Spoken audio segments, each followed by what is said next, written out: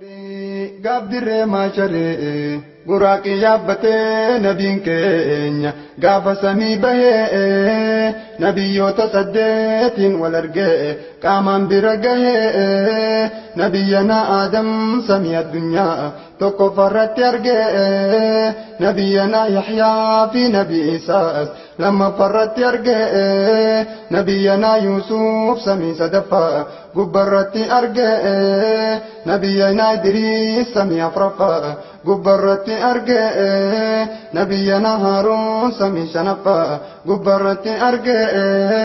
nabiyyana Muusaa samii jaffaa gubbarratti argee nabiyyana Ibraahiim samii torbaffaa gubbarratti argee dandeettiin tasaatii rabbiin jabaa kun jannaan taasisee kadu'eef kajiru kunookatti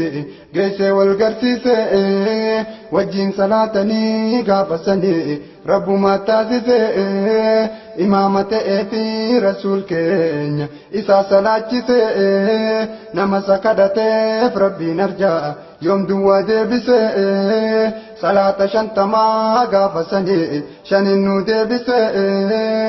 mootummaan kasaatii eenyu isa gaafata abbaa fedhe jeesee akka fedhe jiraachisa humaattiin jabaatu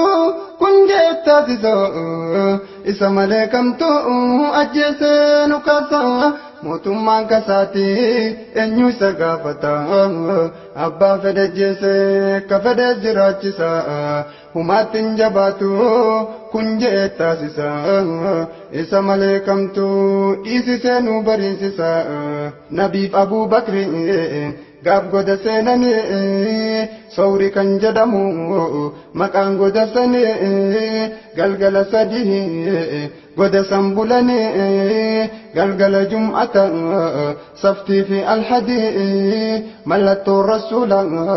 wahyiin jalqabaati abjuu babbareeda argaa manaamaati rasuulli dhaadachuun lola kam keessatti lallabeetti hime orma kaafiratti ani nabiyyidha hin sobne dhugatti ana ilma Muxxalib na beekaa ja'eeti gaafa guyyaa lola duula Hunayniitti rasuulli halkan sadii manaamaan Aishaa argeeti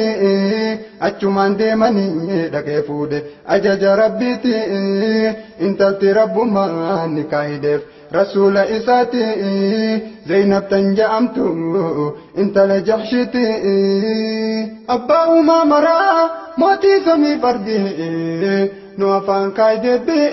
gaafa seenne lahdii yaa hayyu yaa qayyuum rabbi sharqiif garbii نجنا يا رحمن من عذاب القبر أبا أوما مرا موتي سمي فردي نوفان كايد بي قافسين لحدي يا حي يا قيوم ربي شرق غربي نجنا يا رحمن من عذاب القبر كبايانا نقا رسول الله